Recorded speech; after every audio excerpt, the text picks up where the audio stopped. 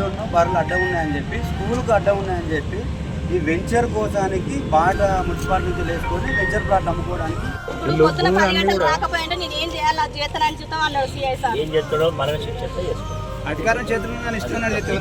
సంతకాలు పెట్టకపోతే నేను ఇంకేం చేయాలో చేస్తాను, సంతకం పెడతావా పెట్టవే, మేము చెప్పింది వింటావా, నువ్వు చెప్పింది మేము వినాలనే అని మాట్లాడతాను సిఐ సార్. బయట గన్ను పట్టుకొని ఉన్నాయన కూడా బాగా ఎక్స్ట్రా మాట్లాడుతుంది ఇది అని మాట్లాడతారు. ఈయన ఆరోగ్యంగా లేడు, ఈయన 4-5 నెలల నుంచి ఈయన హాస్పిటల్ పట్టుకొని మా పిల్లలు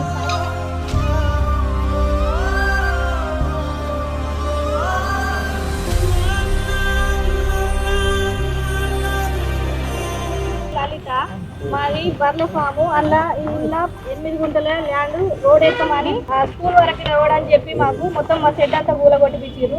కమిషనర్ సారు సునీల్ సారు మరి మీకు ఇంత ఏం అవసరం వచ్చింది మా షెడ్ కూలగొట్టడానికి, మీరు స్కూల్ వరకు వేసుకోవచ్చు కదా అంటే అంటాడు కదా ఎమ్మెల్యే సార్ మమ్మల్ని కూలగొట్టమని చెప్పిండు, మేము ఎమ్మెల్యే సార్ చెప్పినట్టు వింటాం కానీ మీరు చెప్పినట్టు వింటాం. అట్లా అర్ధరాత్రి 9 గంటలకు మేము పాలు విండే టైంకి వచ్చి మమ్మల్ని బెదిరించి ఒక 2-3 సార్లు వచ్చి బెదిరించారు. తెల్లారా వచ్చి ఈ షెడ్ అంతా కూలగొట్టారు. మాకు న్యాయం కావాలి.